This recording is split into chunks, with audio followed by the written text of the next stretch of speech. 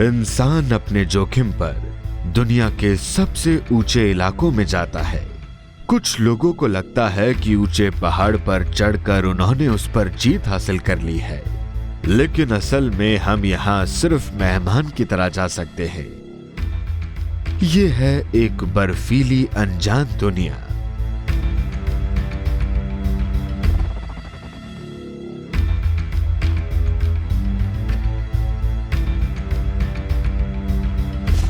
और ये उससे ठीक उलट है, दुनिया की सबसे नीची और गर्म जगहों में से एक।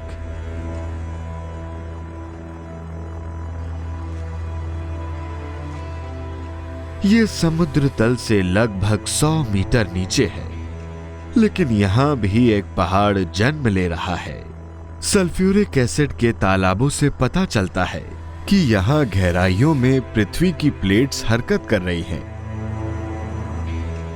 ये इथियोपिया में नकल डिप्रेशन है, जो पृथ्वी की सतह पर एक बड़े से सुराख में है, जहां जमीन के 2 बड़े बड़े हिस्से एक दूसरे से दूर खिसक रहे हैं।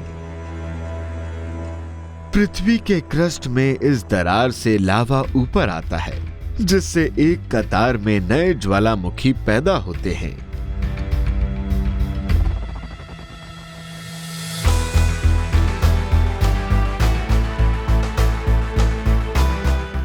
ये एर्टे आले आज दुनिया में सबसे लंबे समय तक लगातार फटने वाला ज्वालामुखी है। ये लावा की एक झील है जो 100 साल से पिघली हुई है।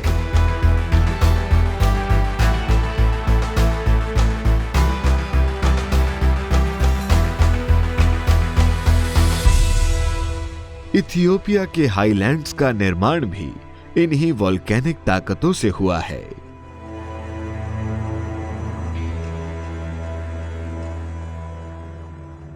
7 करोड़ साल पहले ये जमीन बिल्कुल समतल और नेकल डिप्रेशन जितनी ही गहरी थी। पृथ्वी के अंदर से आ रहे लावा ने यहां एक बड़ी सी चट्टानी गुंबद बना दी। ये 800 किलोमीटर चौड़ी है, जिसे रूफ ऑफ अफ्रीका कहते हैं। हजारों सालों में बारिश और बर्फ ने इन चट्टानों को तराश कर नुकीली चोटियां और घाटियां पैदा कर दी हैं। ये ऊंची चोटियां लगभग 4800 मीटर की हैं और यहाँ पहाड़ों पर चढ़ने में माहिर कुछ कमाल के जीव रहते हैं। ये हैं चिलाडा बबूस। ये सिर्फ इथियोपिया के हाईलैंड्स में पाए जाते हैं।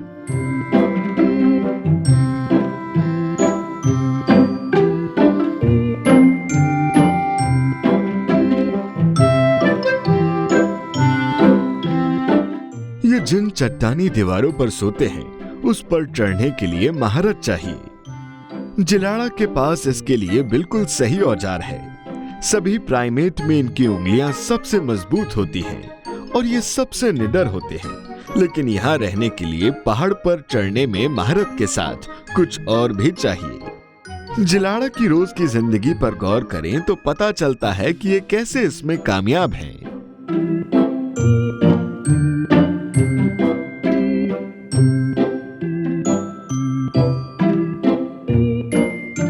सभी बंदरों के लिए सुबह का वक्त आपसी मेलजोल बढ़ाने का समय है, लेकिन दूसरे बंदरों के विपरीत इस समय जिलाड़ा लगातार बोलते रहते हैं। जब हाथ काम में लगे हों तो ये आपसी रिश्ते मजबूत करने का अच्छा तरीका है, लेकिन ये मेल मुलाकात ज्यादा देर तक नहीं चल सकती। जिलाड़ा काफी व्यस्त रहते हैं और अभी बहुत काम पड़ा है।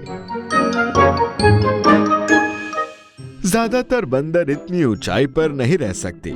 यहाँ खाने के लिए फल और कीड़े मकोड़े नहीं हैं, लेकिन जिलाड़ा अनोखे हैं। ये दुनिया के अकेले बंदर हैं जो लगभग पूरी तरह घास खाकर जिंदा रहते हैं।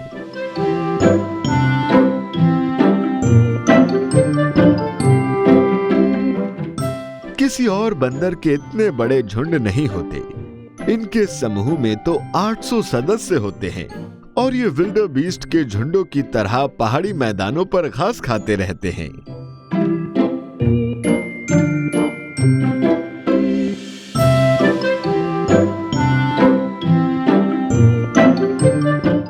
जिलाड़ा यहाँ वालिया आइविक्स के साथ चरते हैं, जो सिर्फ इसी पहाड़ी इलाके में पाए जाते हैं। ये दुर्लभ जीव बहुत शर्मीले होते हैं, लेकिन जिलाड़ा के आसपास रहने पर ये सुकून से चरने लगते हैं। आपको लगेगा कि दोनों चरने वाले जानवर एक दूसरे के इलाके में जाने से बचेंगे, लेकिन असल में ये एक खास गठबंधन है जिससे दोनों को फायदा होता है। अगर दूसरे जीव नजर रख रहे हो तो सिर झुकाकर चरने में ज्यादा खतरा नहीं है। ये हैं इथियोपिया भेड़िए। ये दिन में हमला करने की कोशिश नहीं करेंगे, लेकिन शाम के समय ये जगह खतरनाक बन जाती है। चरने का काम लगभग खत्म हो चुका है और चट्टानी दीवारों पर सोने की जगह पर लौटने से पहले ये आपसी मेलजोल का आखिरी मौका है।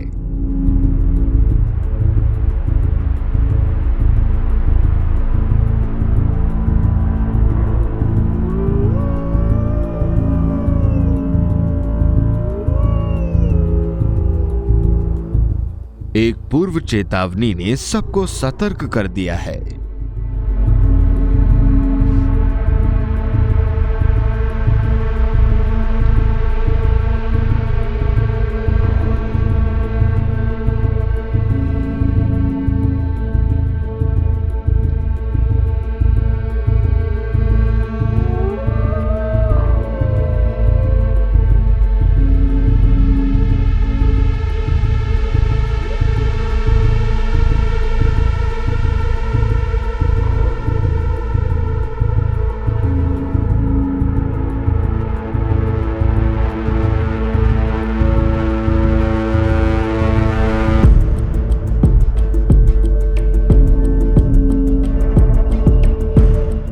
दिन का अंत भी ऊंची चट्टानी दीवारों पर होता है जहां से ये सुबह आए थे।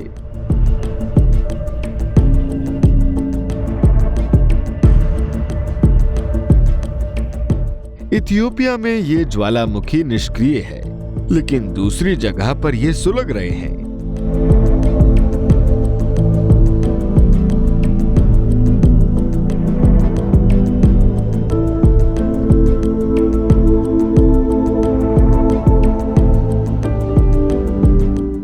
ज्वालामुखियों से ही हमारी दुनिया की सबसे लंबी पर्वत श्रृंखला साउथ अमेरिका की एंडीज का जन्म हुआ है। ये इक्वाटर से लेकर एंटार्क्टिक तक 8000 किलोमीटर में फैली हुई है। इसका निर्माण तब हुआ जब प्रशांत महासागर के नीचे की जमीन साउथ अमेरिका की टेक्टोनिक प्लेट के नीचे खिसकने लगी और प्लेट के किनारे की जमीन उठने लगी।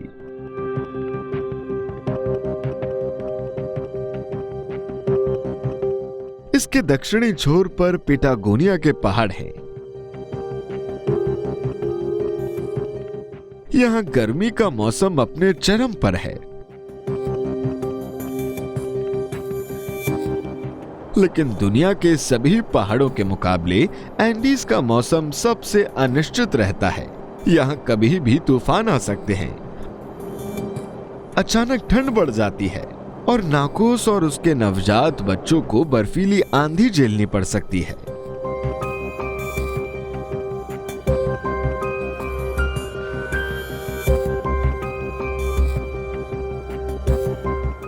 एक ही दिन में हर मौसम का मजा आ सकता है।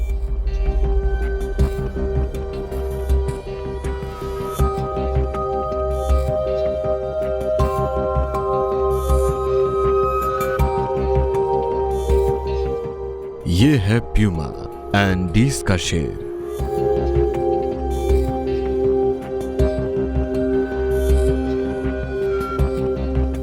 प्यूमास छिपकर अकेले रहने वाले जीव हैं। इनके झुंड को इस तरह खुले में चरते हुए देखना वाकई दुर्लभ है।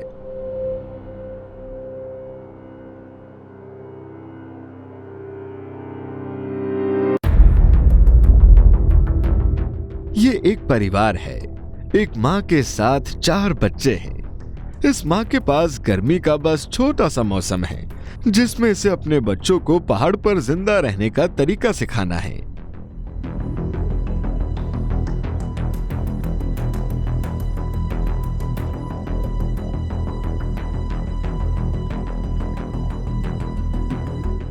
इस उम्र तक 4 बच्चों को पालना एक बड़ी कामयाबी है, लेकिन इसके पास एक बढ़िया इलाका है। इसमें खाने और पीने की कमी नहीं है। हालांकि अब ये बच्चे अपनी माँ जितने बड़े हो गए हैं, लेकिन खाने के लिए ये अभी भी उसी पर निर्भर हैं।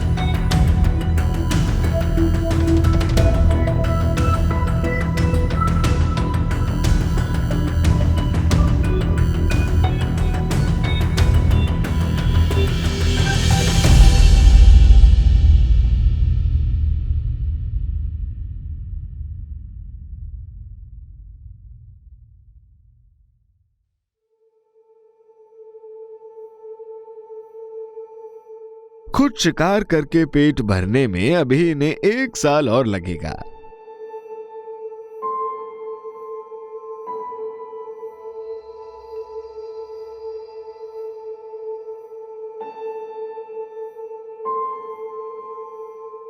मां के हुनर और तजुर्बे के बिना ये अपनी पहली सर्दी में जिंदा नहीं बचेंगे।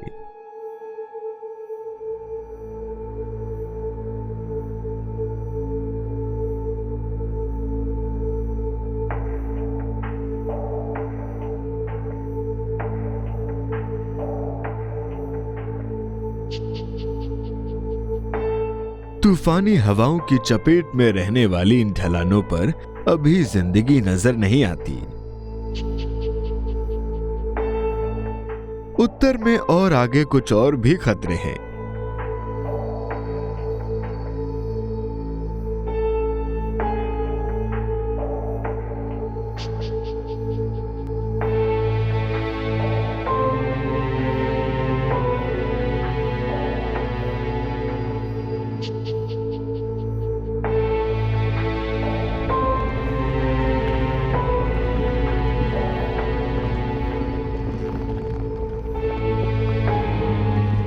चार 400 किलोमीटर प्रति घंटे की रफ्तार से लुढ़कती बर्फ हर चीज को तबाह कर देती है।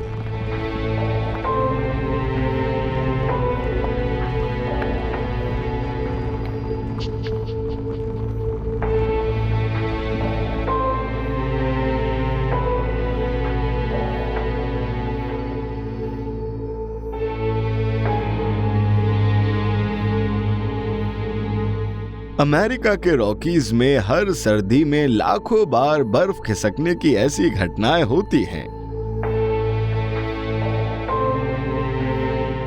ये विशाल पर्वत श्रृंखला पैटागोनिया से अलास्का तक फैली हुई है।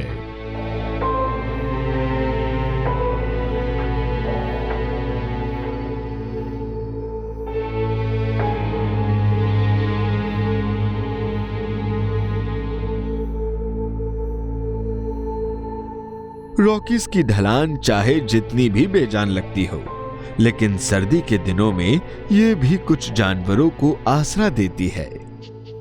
एक माँ ग्रिजली जमीन के अंदर अपनी मांद में 6 महीने बिताने के बाद अब बाहर आ रही है। इसके 2 बच्चे इसके साथ हैं और ये बाहर की दुनिया में पहला कदम रख रहे हैं।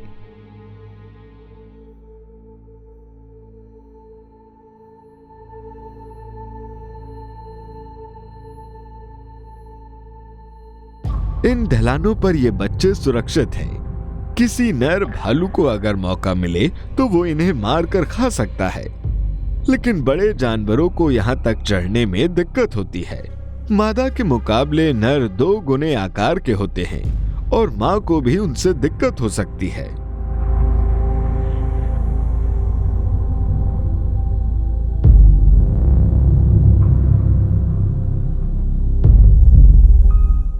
लेकिन ये बच्चे अभी तो बर्फ और जिंदगी के मजे ले रहे हैं।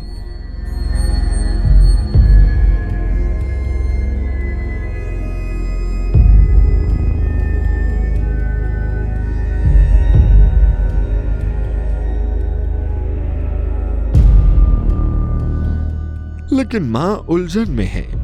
इसने 6 महीने से कुछ नहीं खाया और इसके शरीर में अब दूध बनना बंद हो गया है। जल्दी ही इसे इस सुरक्षित ढलान को छोड़कर अपने बच्चों को पहाड़ से दूर ले जाना होगा। देर करने पर पूरे परिवार को भूखा रहना पड़ सकता है।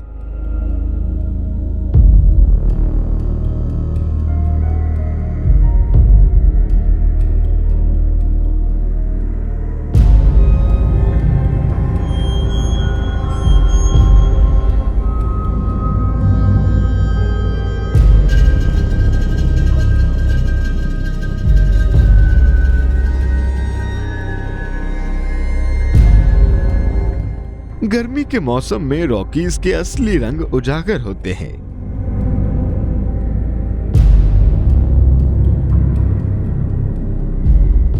बर्फ पिघलने के बाद चोटियों का असली आकार दिखाई दे रहा है।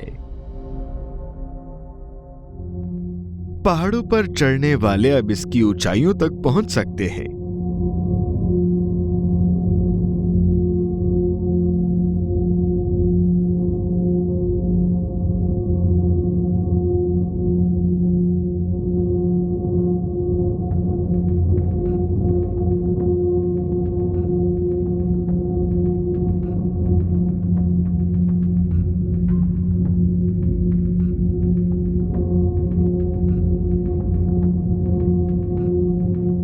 बत्तीस 3200 मीटर की ऊंचाई पर यहां जिंदगी के आसार नहीं दिखते।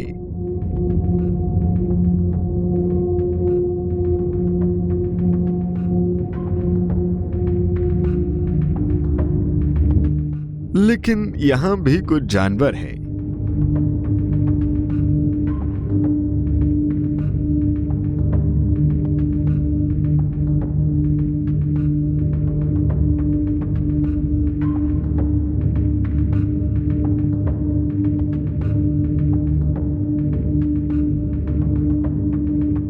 एक ग्रिजली बियर। इन चट्टानी ढलानों पर इसकी मौजूदगी कुछ अजीब लगती है। ये कल्पना करना भी मुश्किल है कि कौन सी चीज इसे यहां खींच लाई है।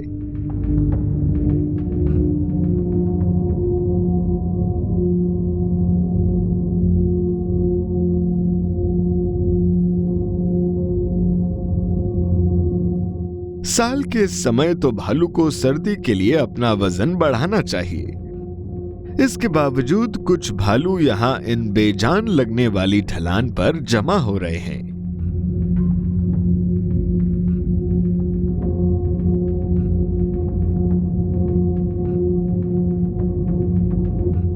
ये खाने की एक अनोखी चीज ढूंढ रहे हैं। इन्हें पतंगों यानी मोत्स की तलाश है।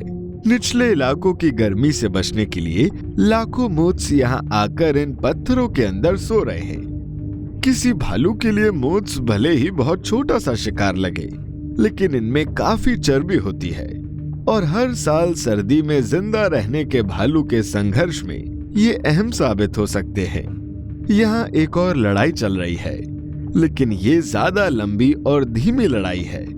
ये बिखरे हुए पत्थर असल में पहाड़ के टूटे हुए हिस्से हैं। रॉकीज अब बढ़ नहीं रहे, बल्कि धीरे धीरे बिखर रहे हैं। हर जगह पहाड़ नर्म और सख्त बर्फ से घिसकर छोटे हो रहे हैं।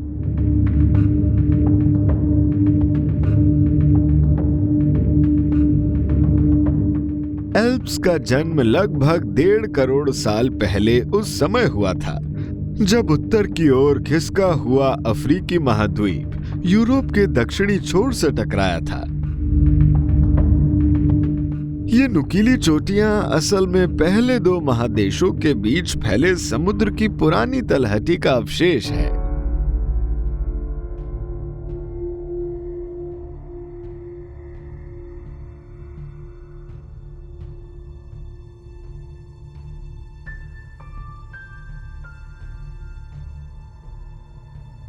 लेकिन ये तो एल्प्स की तराई का इलाका है। बीच वाले हिस्से में इस पर्वत श्रृंखला की चोटियां लगभग 5000 मीटर ऊंची हैं और उन पर हमेशा बर्फ जमी रहती है।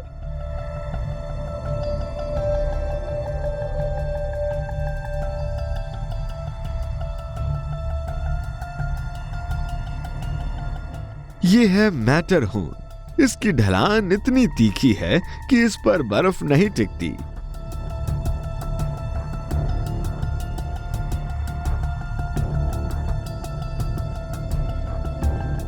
मुऑन ब्लॉक पश्चिमी यूरोप की सबसे ऊंची चोटी है।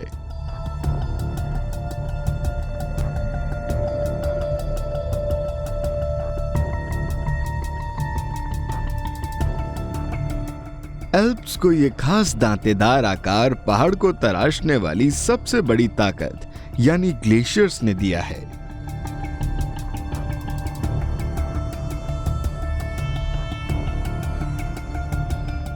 बर्फ की इन विशाल नदियों में बड़े बड़े पत्थरों की भरमार होती है और ये पहाड़ों को काटकर गहरी घाटियां बनाती जाती है।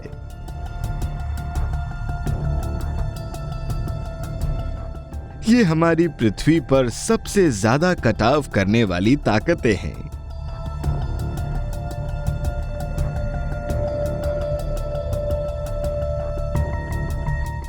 एक मूला ये एक बर्फ के पिघलने से बने पानी के ग्लेशियर की गहराई तक जाने से बना फफ्ट है।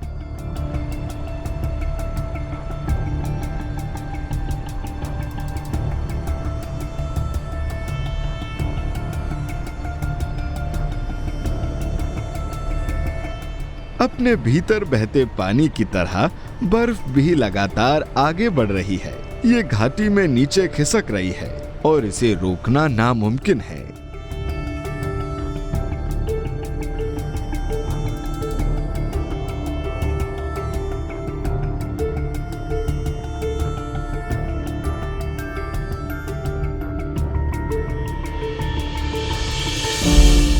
एल्प्स के ग्लेशियर भले ही बड़े लगते हों, लेकिन ये भारतीय उपमहाद्वीपों को तिब्बत से अलग करने वाले बड़े पहाड़ों के ग्लेशियर्स के सामने कुछ नहीं है। पत्थरों से भरी ये जगह पाकिस्तान में काराकोरम के पहाड़ों में विशाल बोल्टोरो ग्लेशियर का अगला हिस्सा है।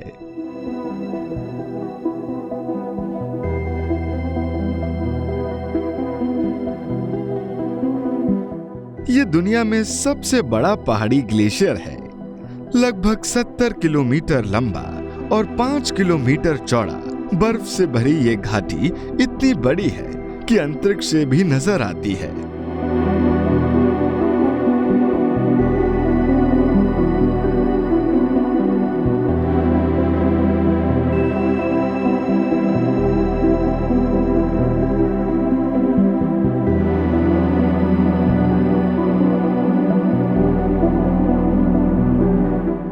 दुनिया में 8000 मीटर से ऊंची चोटियों की सबसे ज्यादा तादाद इसी इलाके में है।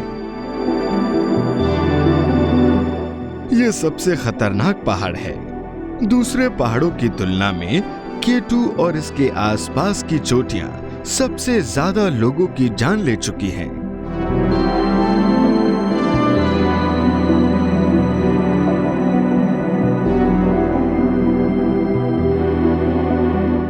यहाँ चोटियों की ऊंचाई इतनी तेजी से बढ़ती है और ग्लेशियर्स की ढलान इतनी तीखी और इतनी दरारों से भरी है कि सिर्फ सबसे अनुभवी पर्वतारोही ही इन पहाड़ों पर चढ़ सकते हैं। हर साल प्रजनन के मौसम में माखो यहाँ जमा होते हैं।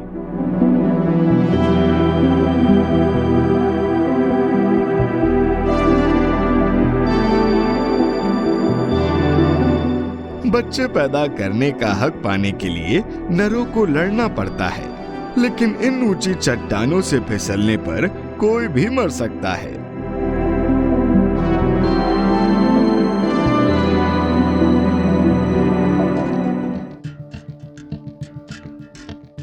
ये है स्नो लेपर्ड।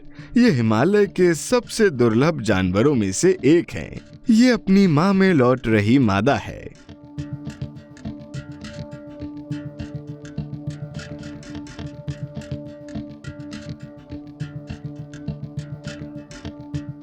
ये किसी स्नो लेपर्ड के कुदरती माहौल में फिल्माए गए पहले नजदीकी नजारे हैं।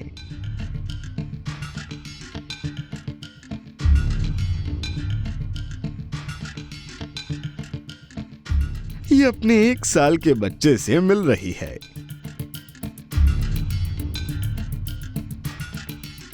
इसने अपनी माद बिल्कुल सही जगह पर बनाई है। यहाँ से आसपास के पहाड़ों पर नजर रखी जा सकती है। इन तीखी ढलान पर सिर्फ स्नो लेपर्ड ही इतने फुर्तीले शिकार को पकड़ने में कामयाब हो सकता है।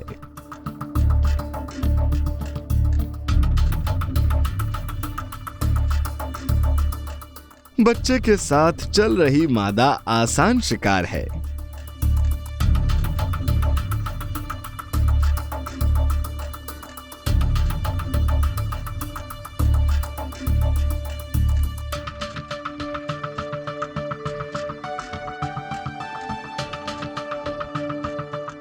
अपने बड़े बड़े पंजों से स्नो लेपर्ड को अच्छी पकड़ मिलती है और लंबी पूंछ से संतुलन बना रहता है।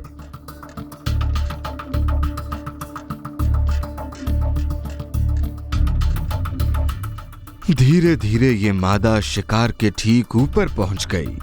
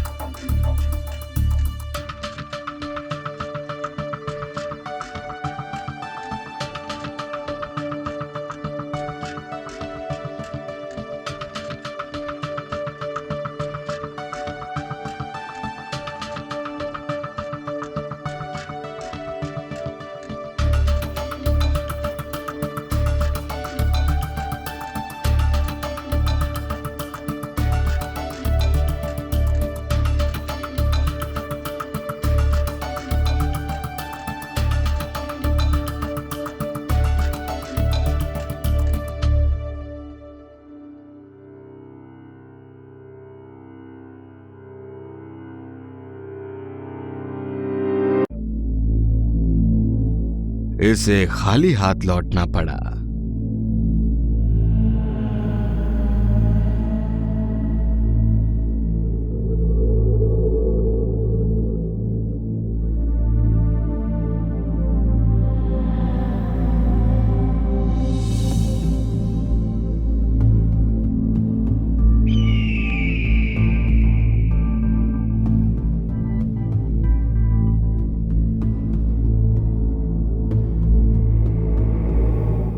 इन पहाड़ों पर गोल्ड सीगल्स भी कमजोर या जख्मी जानवरों की तलाश में गश्त लगाते रहते हैं।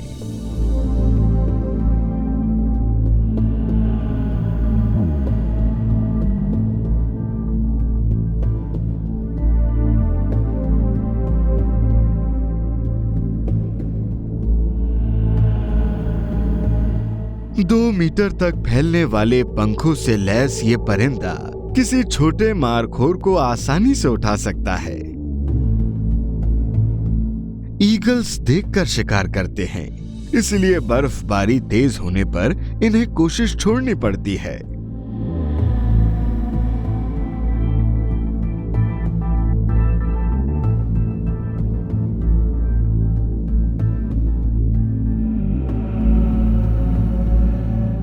ताजा बर्फ लेपर्ड को छिपा लेती है और इससे इसे मौका मिल जाता है।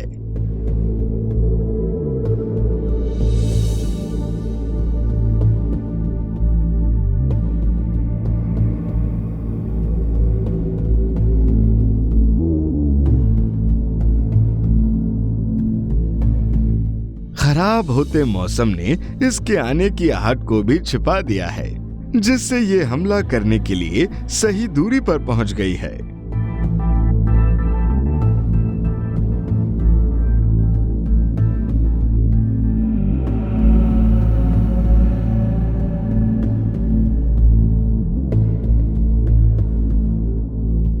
इतने बड़े जानवर को पकड़ने की कोशिश से पता चलता है कि ये कितनी बेताब है।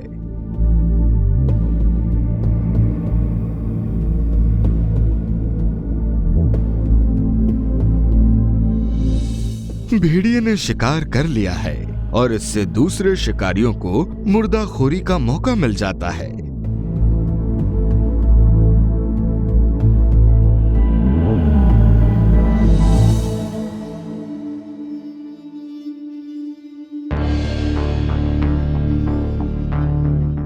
सबसे तेज बर्फबारी के समय स्नो लेपर्ड को कामयाबी मिल गई, लेकिन शिकार करने के लिए इसे इतना नीचे आना पड़ा कि अब इसे वापस मांद तक ले जाने के लिए बहुत मेहनत करनी पड़ेगी।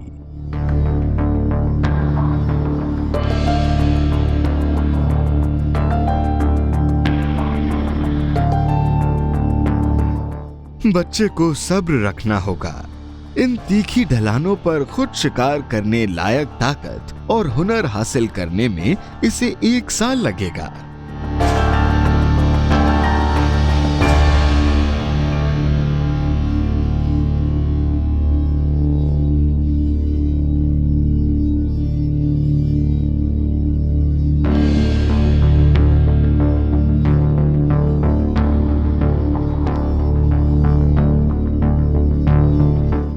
स्नो लेपर्ड को रहस्यमयी जीव माना जाता है। ये ऐसा जानवर है जिसे बहुत कम लोगों ने देखा है, क्योंकि हम शायद ही कभी इनकी दुनिया में कदम रखते हैं।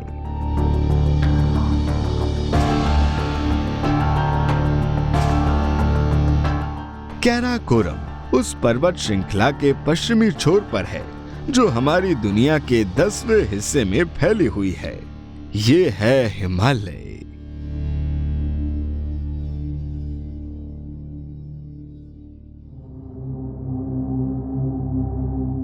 ये दुनिया के सबसे ऊंचे पहाड़ हैं और दूसरी बड़ी पर्वत श्रृंखलाओं की तरह इनका निर्माण भी महाद्वीपों के आपस में टकराने से हुआ है। लगभग 5 करोड़ साल पहले भारत की जमीन तिब्बत से टकराई थी, जिससे इन ऊंची घाटियों का जन्म हुआ, जो अब भी बढ़ रही है। चट्टानों और बर्फ से ढके ये अवरोध इतने ऊंचे हैं कि ये दुनिया की जलवायु को प्रभावित करते हैं। भारत की नम और गर्म हवा को हिमालय की वजह से ऊपर उठना पड़ता है। ऊंचाई पर यह हवा ठंडी हो जाती है, जिससे बादल बनते हैं और मॉनसून पैदा होता है।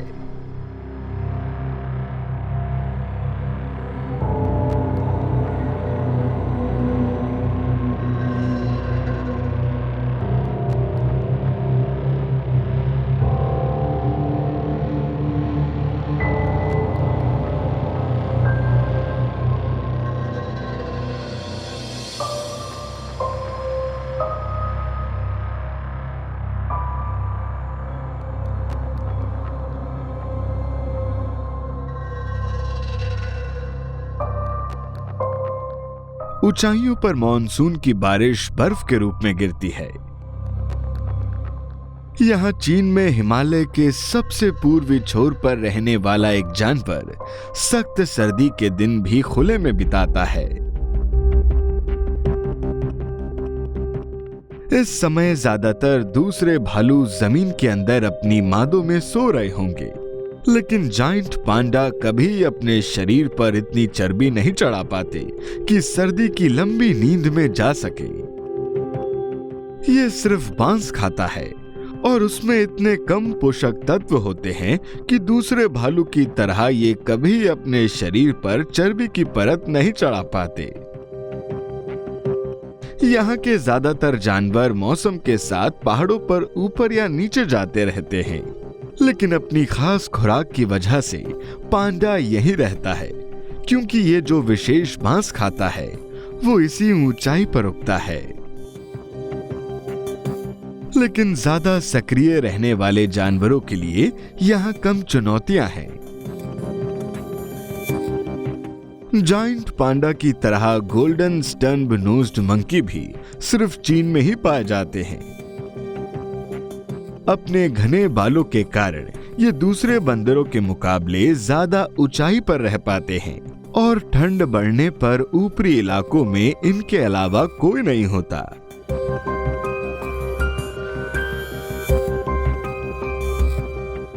गर्म रहने के लिए घने बाल होने के बावजूद खुद को ज्यादा से ज्यादा परतों में ढके रहना फायदेमंद होता है। लेकिन इन बंदरों के पास कम से कम एक विकल्प है, पेड़ की छाल।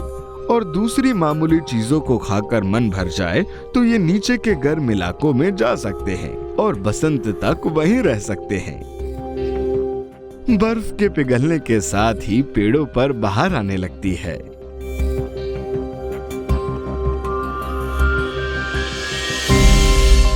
Cherry blossom. रोडोडेंड्रन्स अपने कुदरती इलाके में इनके बड़े बड़े जंगल होते हैं और ये इन पहाड़ों को नए मौसम के रंगों से भर देते हैं।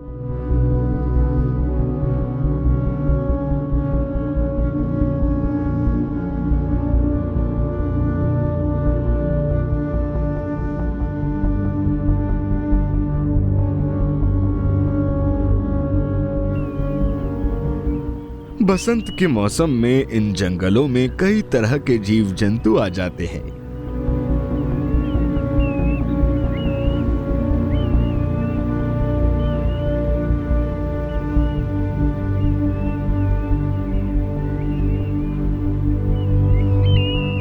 फूलों के नीचे एक और कहानी चल रही है।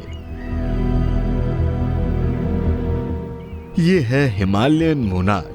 इनके लिए ये मिलन का मौसम है। ट्रैगाप्लैन और ब्लड फेजेंट के लिए भी यही प्रजनन का मौसम है।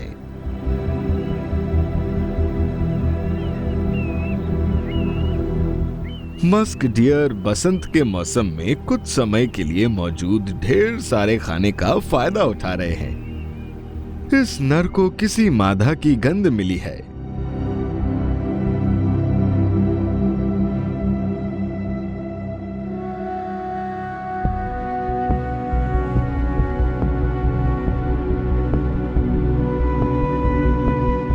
रेड पांडा ये कुदरती माहौल में कभी कभार ही दिखता है।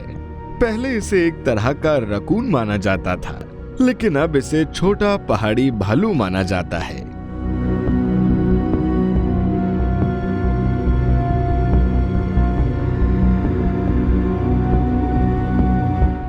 गर्मी आधी बीतने तक इसका ज्यादा बड़ा और मशहूर रिश्तेदार एक गुफा में छिप गया है।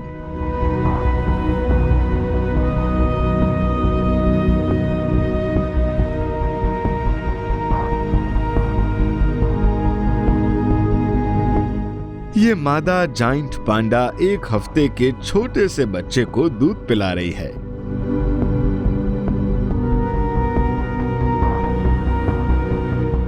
नजाकत से की गई सफाई से ये इन्फेक्शन से बचा रहेगा।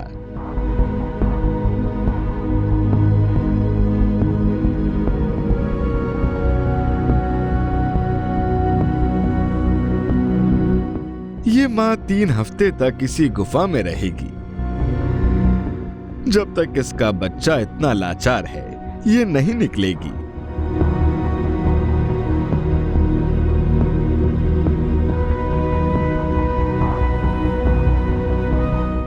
बच्चा बहुत धीरे धीरे बड़ा हो रहा है, क्योंकि सिर्फ बांस खाने वाली माँ के दूध में ज्यादा पोषक पदार्थ नहीं है।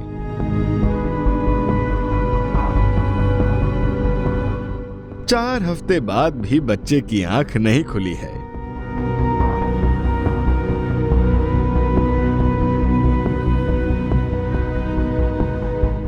जन्म के 3 महीने बाद ही इसकी आंखें पूरी तरह खुलती हैं। लेकिन ये बच्चा वयस्क होने तक शायद ही बचेगा।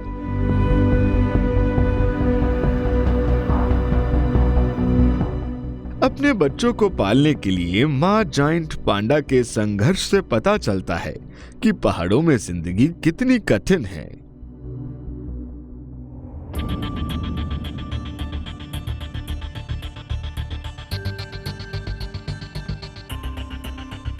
हमारी दुनिया की सबसे ऊंची चोटियों पर कोई भी चीज स्थायी रूप से नहीं रह सकती।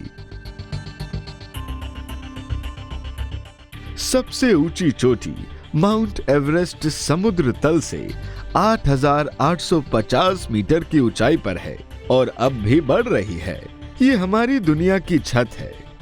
जिन लोगों ने इस पर चढ़ने की कोशिश की है, उनमें से 10% लोग मारे जा चुके हैं। कामयाब होने वाले लोग भी इस चोटी पर सिर्फ कुछ पल ही खड़े रह सकते हैं। नेपाली लोग कहते हैं कि ये इतना ऊंचा पहाड़ है कि कोई परिंदा इसे पार नहीं कर सकता। लेकिन हर साल 50,000 से ज्यादा डैमेज क्रेन्स दुनिया के सबसे मुश्किल माइग्रेशंस में से एक पर रवाना होती हैं। भारत में सर्दी का मौसम बिताने के लिए इन्हें हिमालय पार करना होगा।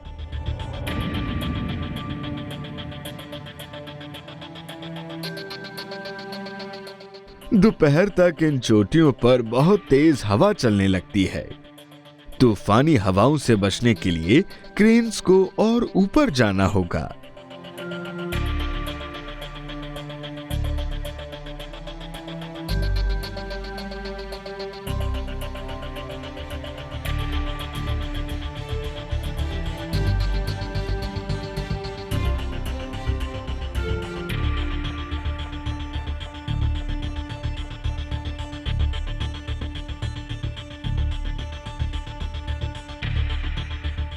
लेकिन यहां मौसम बहुत खराब है।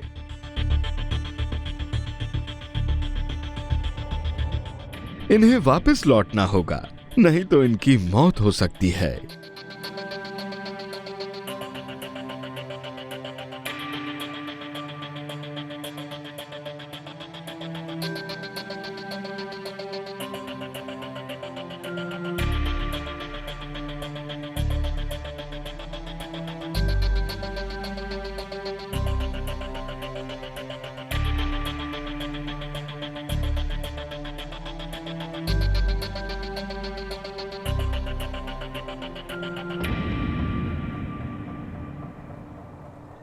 एक नया दिन, एक नया मौका।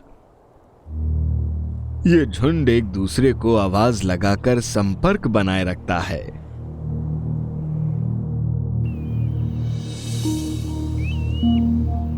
खाने और पीने की कमी से कमजोर ये परिंदे ऊंचाई पर जाने के लिए ऊपर उठती गर्म हवाओं यानी थर्मल्स का इस्तेमाल करते हैं।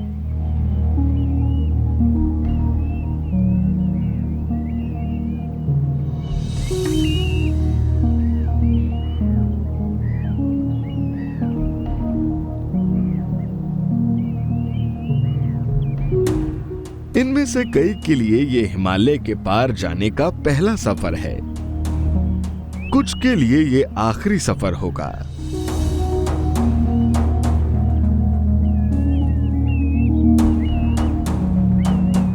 गोल्डन ईगल्स इनके इंतजार में हैं।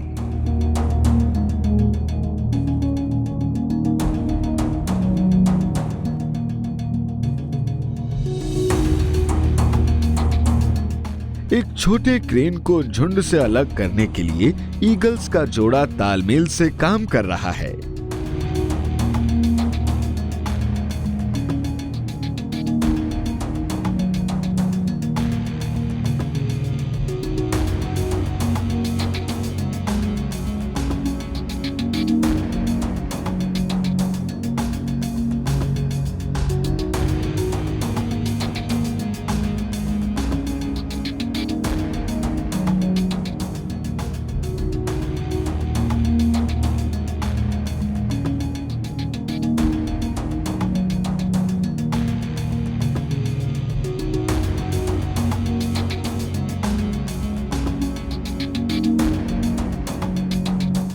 ये एक ईगल से तो बचा, लेकिन इसे दूसरे ने पकड़ लिया।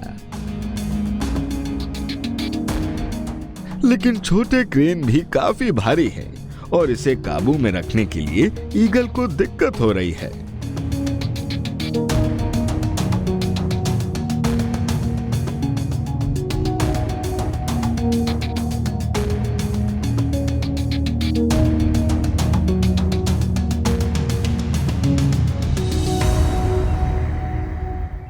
मां और इंतजार नहीं कर सकती। मौसम के और खराब होने से पहले इसे यहां से निकलना है।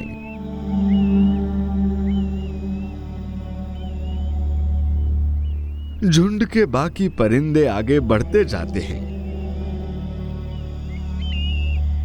सबसे ऊंची चोटी पार करने के लिए इन्हें अपना पूरा दम लगाकर पंख फड़फड़ाने पड़ते हैं।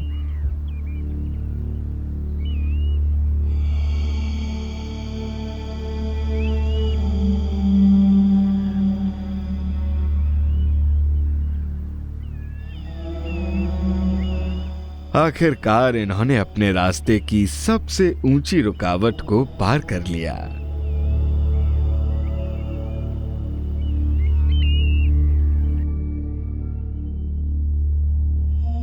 लेकिन ऊंचे पहाड़ों पर आने वाले इंसानों की तरह ये भी यहां ज्यादा देर नहीं टिक सकते।